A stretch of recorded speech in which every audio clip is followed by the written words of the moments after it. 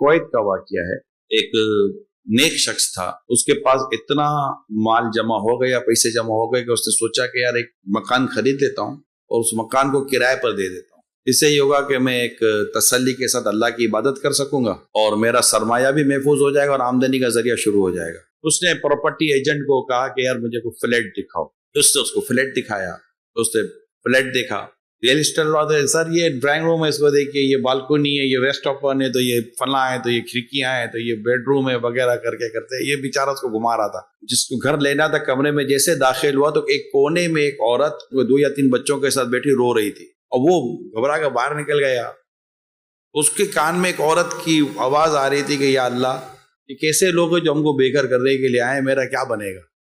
اس نے جب اس عورت کی آواز سنی تو باہر نکل کے ایجنٹ کو کہنے لگا بھائی ایک بات بتاؤ. بولا حضرت بھائی یہ بتا فلیٹ کیسا لگا. بولا فلیٹ تو ٹھیک, یہ بتا یہ کہانی کیا ہے, یہ عورت کون ہے, بچے کون ہے. کہ ابھی یہ اصل میں ہوا یہ ہے کہ حضور اس کے شوہر کا انتقال ہو گیا ہے, تو یہ فلیٹ اس کے شوہر کا ہے. اس کے شوہر کی ایک اور بیوی تھی جس کا اس نے ڈکلیئر نہیں کیا تھا. اب اس کے انتقال کے بعد وہ بیوی بھی آ گئی, اس کے بھی بچہ ہے.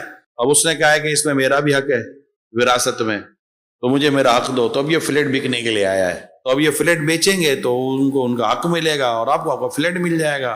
تو کہا سر یہ بتائیں نا آپ کو فلیٹ کیسا لگا. کہ فلیٹ صحیح ہے, میں کل آپ کو پیمنٹ کر دوں گا. اگلے دن پیمنٹ بھی ہو گئی اور وہ گھر آیا جو فلیٹ خریدا تھا. اب وہ عورت کو گھبراہٹ, اب مجھے بولے گا کہ گھر خالی کر رہا ہوں, میں کہاں جاؤں گی اپنے بچوں کو لے کر. بیوہ عورت تھی, بڑا ٹینشن تھا اس عورت کو. ایسے میں وہ کہنے لگا آدمی کے خاتون پردے میں دی کہ خاتون پریشان نہ ہو, میں نے اس فلیٹ کی پوری قیمت ادا کر دی ہے اور آپ کی معلومات کے لیے عرض ہے کہ جن جن کے ورثے تھے ان سب کو ان کی وراثت کے پیسے بھی میں نے دے دیے, اور یہ فلیٹ کے پیپر میں لایا ہوں, یہ میں نے پورا فلیٹ آپ کے نام کر دیا. وہ تو پہلے بھی رہی تھی, رو اب بھی رہی تھی. پہلے غم سے رو رہی تھی, اب خوشی سے رو رہی تھی.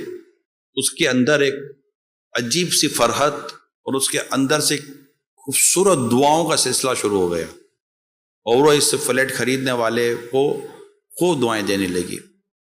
میں جب یہ واقعے کو پڑھ رہا تھا تو اس کے آخر میں لکھا تھا کہ اس عورت کی دعا اور اس شخص کی نیکی, تقوی اور حسن نیت کی برکت سے اللہ پاک نے اسے اتنا مال دیا, اس شخص کو اتنا مال دیا کہ وہ تو مالدار بنا, اس کی اولاد بھی مالدار بنی اور اس کی اولاد بھی اس مال سے اللہ کی راہ میں خرچ کرنے لگی اور بھلائی کے کام کرنے لگی. دولت مند گھرانہ مشہور ہو گیا ایک اچھی نیت اچھے عمل سے.